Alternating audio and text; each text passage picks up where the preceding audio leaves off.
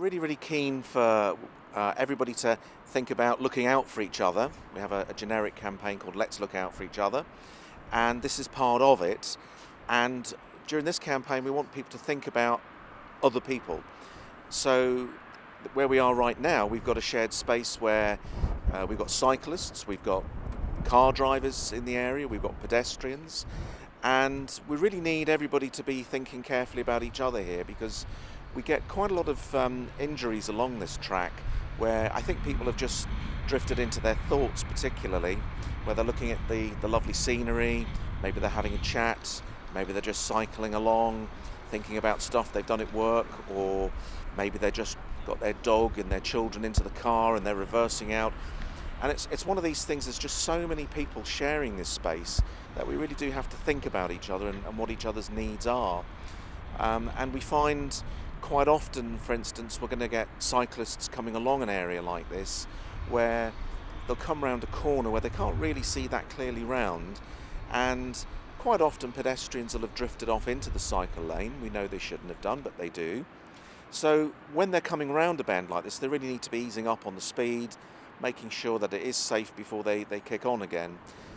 And of course we're thinking of pedestrians, to sort of say maybe you could try and think of it from the cyclist's point of view. If you're not really thinking that hard about what you're doing and you happen to wander into their lane at an area that they just can't see round, we're not really helping them too much either to keep you safe.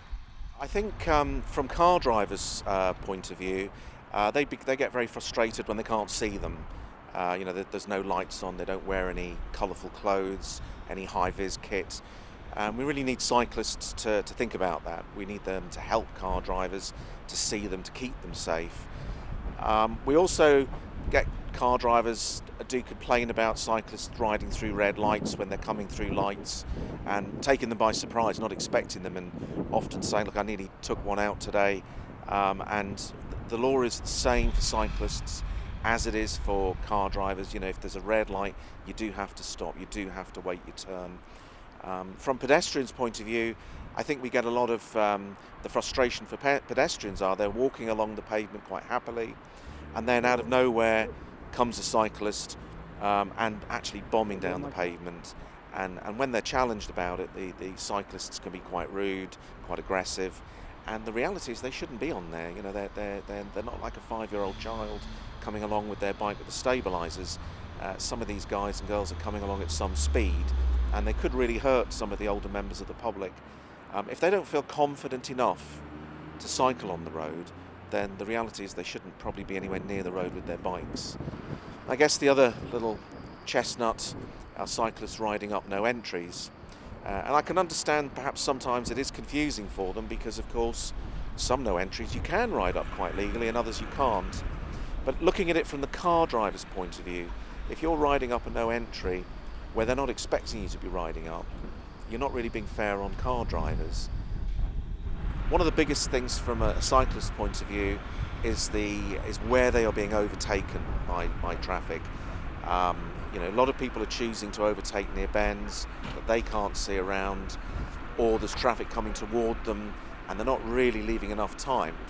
I appreciate as a car driver you can feel a pressure to get round the cyclist as quickly as you can, but you've really got to kind of relax a bit, ignore that pressure that's perhaps being put on you from behind. You have got somebody's life in your hands here as you overtake them, and to a large extent cyclists have got a point that sometimes people are overtaking far too close to them. As a cycle rider, signalling is really important, but it should always be done just like you would with a car. They're taught to do mirror, signal, manoeuvre. Technique's just the same with a bike. It's have a good look all around you to make sure it's safe before you do the signal. Once you've had a good look around you, do your signal, tell everybody, but a good one, a proper hand signal everybody can identify as a hand signal. And then once you've done your hand signal and everybody's clear what you're doing, carrying out a good manoeuvre. There's no difference between a cyclist and a car driver.